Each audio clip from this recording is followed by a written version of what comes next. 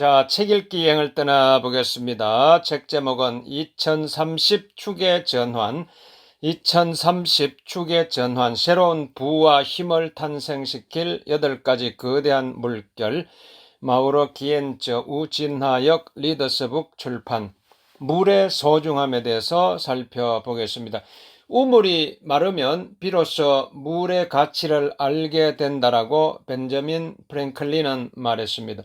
프랭클린은 모든 일을 당연하게 여기지 말라는 의도로 그 말을 했겠지만 오늘날의 관점에서 보면 이 경구는 문자 그대로 적절하죠. 물은 대부분 다시 채워 쓸 수 있는 자원이지만 전 세계적으로 그 질과 분배량이 심각한 갈등과 마찰의 원인이 되고 있습니다. 현대 도시는 자주 물 부족 현상에 직면합니다. 게다가 도시 거주자들 4명 중 1명, 즉 10억 명이 집안에 상수도 시설이 없습니다. 인구 증가의 지리적 분포 변화, 도시화, 그리고 중산층의 성장과 기후 변화는 물의 경제학과 정치학을 근본적으로 뒤바꾸고 있습니다. 해양학자로 기후 변화를 연구하는 펜실베니아 주립대학교의 동료 교수 이리나 마리노프는 이렇게 지적했습니다. 우리는 자연이 10만 년 주기로 해온 것보다 더 많은 변화를 지난 200년 동안 일으켰다. 2030년이 되면 물 문제는 더욱 심각해질 전망입니다. 미국 서부의 오래된 속담에 따르면 위스키는 마시라고 있고 물은 싸우라고 있다. 미국 물자원협회에서 대정부 업무를 담당하는 이언 라일러의 말입니다. 맥킨지 앤드 코에 따르면 물은 미래의 사회 기반 시설 개발에서 교통과 에너지 다음으로 중요하고 비용이 많이 드는 분야입니다. 물은 수원지에서 멀어질수록 저장과 운송이 어려워지고 비용도 많이 듭니다. 도시의 미래는 새로운 수원지와 공급시설을 건설하고 일반 소비자와 농부, 기업가 그리고 에너지 생산업체 관계자 등 모든 사람이 좀 더 주의하며 물을 사용하도록 일깨우는 데 달려 있습니다.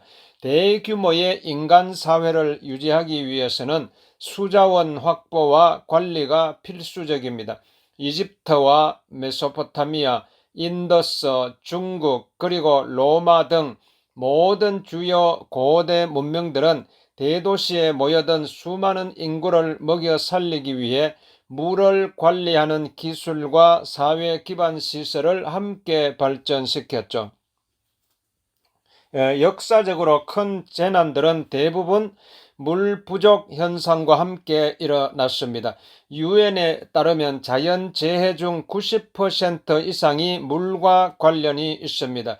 2011년 소말리아나 2012년 수단, 그리고 말리의 사례에서 보듯이 가뭄이나 물을 둘러싼 갈등으로 수많은 난민이 신음하기도 했죠.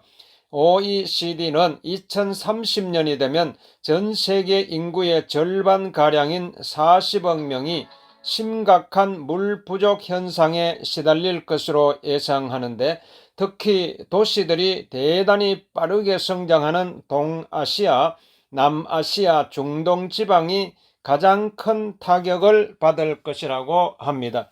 물은 지표면의 3분의 2 이상을 덮고 있지만 그중 97.5%는 마실 수가 없습니다. 인간에게 남은 물은 2.5% 뿐인데 그 중에서도 70% 이상은 빙하, 만년설, 영구 동토층 등이어서 사용할 수가 없습니다.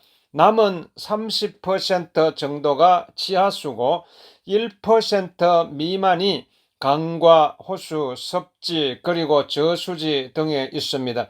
현재 약 12억 명이 깨끗한 식수를 공급받지 못하고 있으며 28억 명은 1년에 적어도 1개월 이상은 물이 부족한 상황을 겪습니다. 물 부족 문제는 경제적 자연적인 이유로 일어날 수도 있습니다. 세계 일부 지역은 현재와 미래의 인구를 지탱할 수 있는 물이 처음부터 부족한 반면 다른 지역들, 특히 사하라 사막 이남과 남아시아의 물 부족 현상은 열악한 사회 기반 시설과 관리 능력 부족 혹은 다른 경제적 요소가 원인입니다. 이 지역에 가뭄이 들면 여성들과 아이들이 가족을 위해 하루 5시간 이상을 들여 물을 확보하러 나서야 합니다.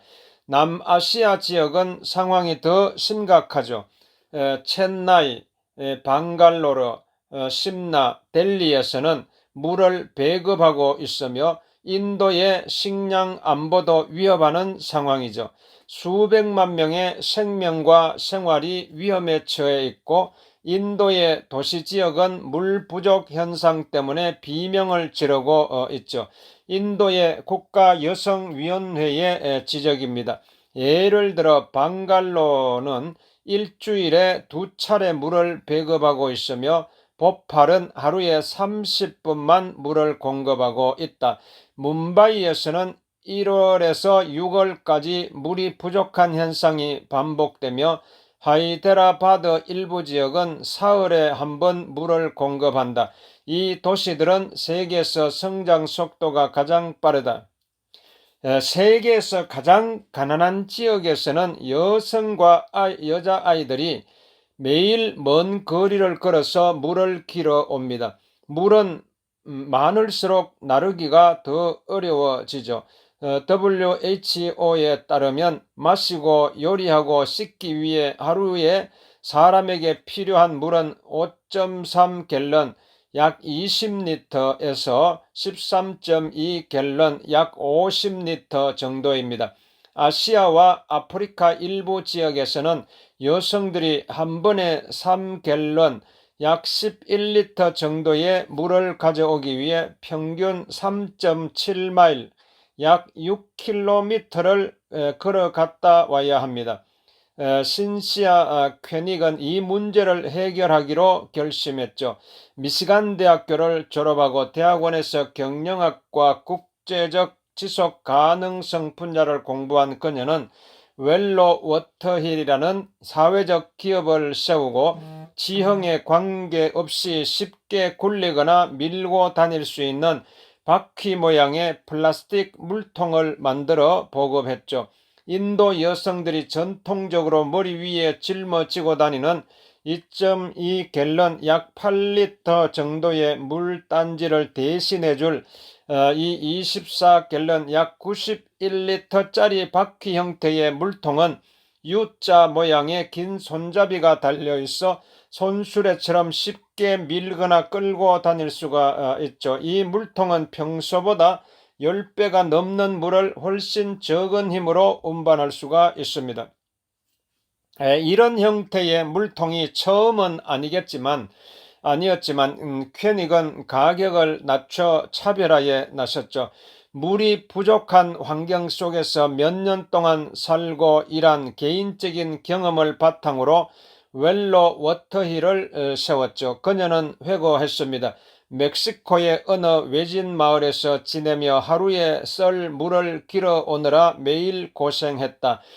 그녀는 인도 라자스탄 지역을 답사차 돌아보는 동안 다른 사람들과 지혜를 모으기 시작했습니다.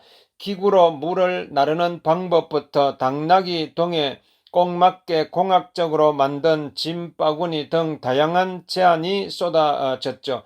2016년 말이 되자 1만 개가 넘는 워터힐이 방글라데시, 인도, 케냐, 말라위, 파키스탄 그리고 잠비아의 도시와 외곽 지역에서 매일 사용되었습니다.